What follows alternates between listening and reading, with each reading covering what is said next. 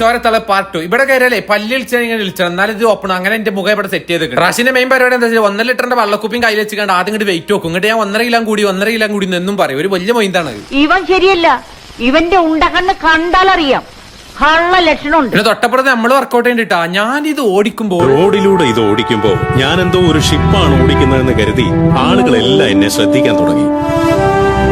ഇന്ത്യയുടെ അജ്മലിന് ഭയങ്കര വാശി. എനിക്കും വേണം വോയിസ് ഇട്ടോ റീൽ. അപ്പൊ അജ്മലിനോട് ആക്കി കൊടുക്കാം. നിന്റെ പിന്നിൽ ഞൊണ്ടി നിന്നാൽ തെണ്ടി,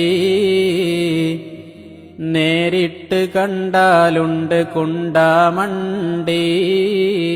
പിന്നെ റാശി കുലിക്കണ്ട വല്ല പ്രോട്ടീൻ പൗഡർ കുലിക്കാൻ ആവുന്നല്ലേട്ടാ. 10 രൂപേന്റെ രശ്ന ഫ്രൂട്ടിന്റെ ഇത് പൊടി കുലുക്കി കൊണ്ടുവരാണ്. മൃദംഗം വായിക്കുന്നത് ഒന്ന് നോക്കിയാമോ?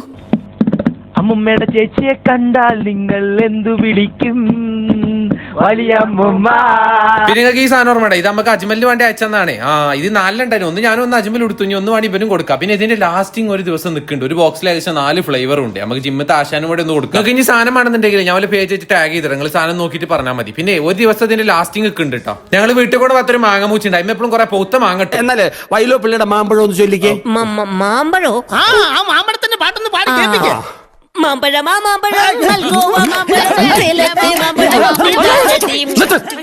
ഇതാണോ വൈലപ്പള്ളിയുടെ മാമ്പഴം? പിന്നെ വൈലപ്പള്ളിക്ക് വേറെ മാമ്പഴം ഉണ്ടോ? വൈലോ പള്ളിക്ക് വേറെ മാമ്പഴം ഞങ്ങൾക്കല്ലേ. ഏതായാലും ഞങ്ങൾക്ക് അങ്ങനെ മാങ്ങട്ടിയാൽ മതി. അപ്പൊ ബൈ. ചോരത്തളപ്പ് തിങ്കൾ മുതൽ ശനി വരെ ഞായറാഴ്ച ജിമ്മില്ല.